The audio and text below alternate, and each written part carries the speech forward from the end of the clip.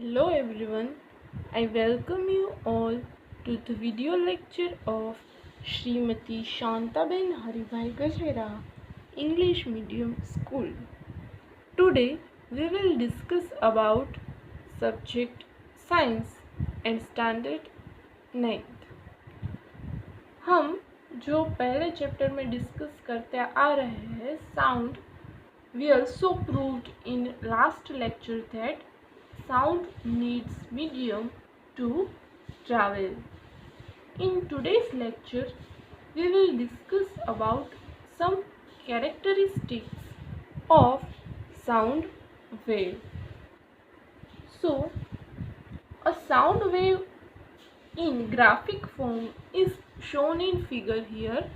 Sound wave का जो graphic form है यहाँ पे हमने फिगर में डिनोट किया है, which represent how density and pressure change when the sound wave moves in the medium. यहाँ पे दिखाया है कि कैसे डेंसिटी और प्रेशर है वो चेंज होते रहता है, जैसे जब साउंड वेव है वो मीडियम में ट्रैवल करता है तब डेंसिटी और प्रेशर कैसे मूव करता है यहाँ पे दिखाया है.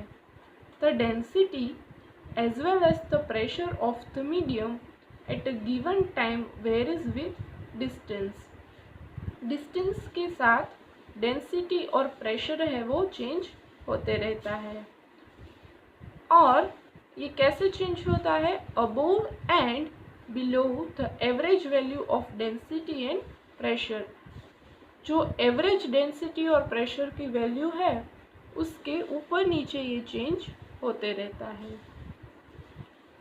हमने पहले के लेक्चर में जैसे डिस्कस किया है कंप्रेशन और रेफ्रेक्शन के ऊपर, तो वही कॉन्सेप्ट यहाँ पे भी फॉलो होता है. That compressions are the regions where particles are crowded together and represented by the upper portion of the curve. जो कंप्रेशन है वो फेज है जहाँ पे पार्टिकल्स है वो क्राउडेड है, यानी बहुत एकदम नज़दीक है एक दूसरे से. और अगर उस कंप्रेशन को हमें इस कर्व के ऊपर दिखाना है तो जो एवरेज डेंसिटी और प्रेशर का जो मीन लाइन है, ये लाइन है, उसके ऊपर का जो रीजन है उसको हम कंप्रेशन का रीजन बोल सकते हैं.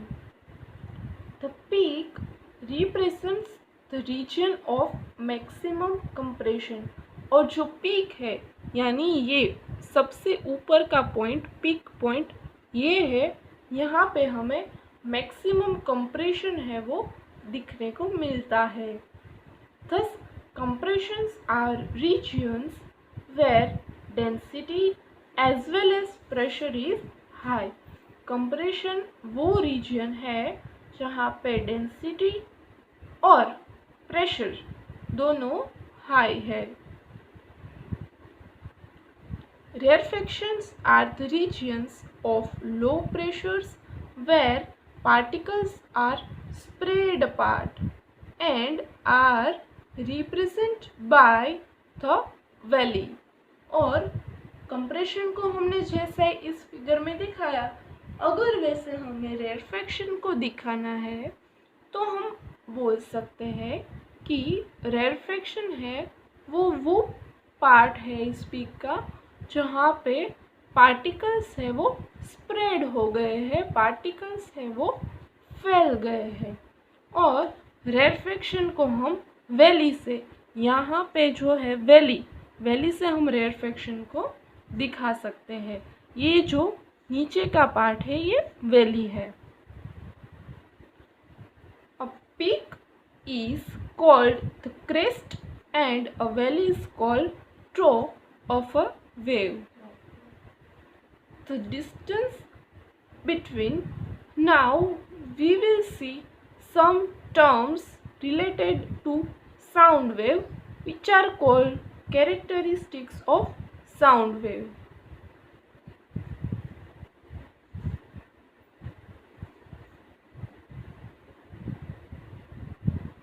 So first term related to sound wave is wavelength.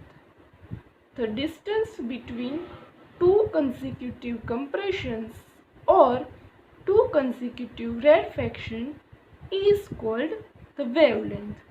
यहाँ हमने फिगर जो देखी, इस फिगर के अंदर दो कंसेक्यूटिव मतलब दो क्रमशः कंप्रेशन है, ये कंप्रेशन और ये दोनों जो कंसेक्यूटिव यानी दो क्रमशः कंसेक्यूटिव के बीच में जो डिस्टेंस है, अगर हमें उसको डिफाइन करना है तो हम उसे बोल सकते हैं वेवलेंथ। यानी ये दो कंसेक्यूटिव कंप्रेशन के बीच का जो डिस्टेंस है ये वेवलेंथ है। वेवलेंथ को यहाँ पे डिनोट भी किया है। और वेवलेंथ की डेफिनेशन में एक दूसरा भी टर्म है, the distance between two consecutive compressions और two consecutive rarefaction is called the wavelength. जैसे कंप्रेशन, दो क्रमशः कंप्रेशन के बीच का जो डिस्टेंस है वो वेवलेंथ है, वैसे ही दो कंसेक्यूटिव, दो क्रमशः रेयरफैक्शन के बीच का डिस्टेंस है वो भी है, वो वेवलेंथ है। The wavelength is usually represented by Greek letter lambda।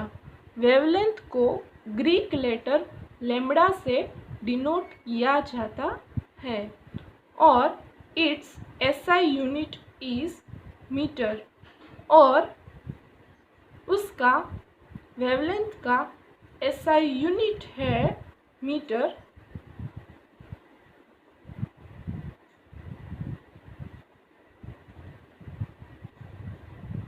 Now our next term is frequency.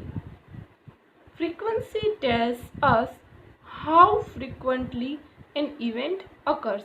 Frequency हमें वो बारे में जानकारी देती है कि कोई इवेंट है वो कितना फ्रीक्वेंटली हुआ है। Suppose you are beating a drum, आप ऐसा एज्यूम कर लीजिए कि आप है वो कोई ड्रम है वो ड्रम बजा रहे हैं।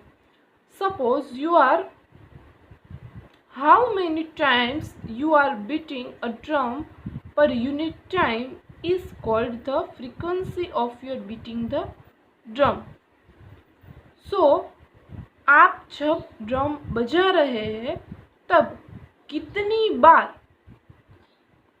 कोई यूनिट टाइम ले लीजिए, फॉर एग्जांपल 1 मिनट है, तो 1 मिनट के अंदर आप कितनी बार ड्रम को हिट कर रहे हो, वो हुई ड्रम की आपकी फ्रीक्वेंसी। यूनिट टाइम में आप 1 सेकेंड भी ले सकते हो, 1 मिनट भी ले सकते हो, कोई भी एक पोर्शन टाइम का फिक्स्ड पोर्शन, तो उतने टाइम के अंदर आप कितनी बार ड्रम को हिट कर रहे हो, वो हुई frequency. We know that when sound is propagated through a medium, the density of the medium oscillates between the maximum value and a minimum value। पहले के जो हमने फिगर में देखा उसमें हमने देखा कि जो डेंसिटी है वो मैक्सिमम और मिनिमम वैल्यू के बीच में ऑसिलेट होती रहती है। The change in density from the maximum value to the minimum value again to the maximum value makes one complete oscillation। जो डेंसिटी का चेंज है सबसे पहले मैक्सिमम होती है, फिर वो मिनिमम वैल्यू होती है और फिर मैक्सिमम वैल्यू जब होती है तब जाकर एक ऑसिलेशन है वो कंप्लीट होता है। The number of such oscillation, पहले मैक्सिमम थी, वहाँ से मिनिमम और फिर वापस मैक्सिमम, ये एक ऑसिलेशन कंप्लीट हुआ। The number of such oscillations पर unit time is called the frequency of the sound wave. एक यूनिट टाइम के अंदर, पर्टिकुलर यूनिट टाइम के अंदर कितने ऑसिलेशन होते हैं उसे बोलते हैं साउंड वेव की frequency. If we can count the number of the compressions और rarefaction that cross us per unit time we will get the frequency of the sound wave. तो पर यूनिट टाइम के अंदर कितने oscillation complete होते हैं वही है sound wave की frequency. It is usually represented by Greek letter nu and SI unit of frequency is hertz. Now see the next term, and the next term is time period. The time taken by two consecutive compressions or rarefaction to cross a fixed point is called the time period of the wave. दो consecutive compression और दो consecutive rarefaction complete होने के लिए जितना time हो चाहिए उसे कहते हैं time period of the wave. We can also say that time taken for one complete oscillation, एक ऑसिलेशन कंप्लीट होने के लिए जितना टाइम चाहिए उसे कहते हैं time period of that wave. कोई भी वेव के लिए एक ऑसिलेशन कंप्लीट होने के लिए जितना टाइम चाहिए उसे कहते हैं time period of that wave, चाहे वो साउंड वेव हो चाहे वो लाइट वेव हो। It is represented by the symbol T. Capital T से उसको डिनोट किया जाता है और टाइम पीरियड है उसका SI यूनिट है सेकंड।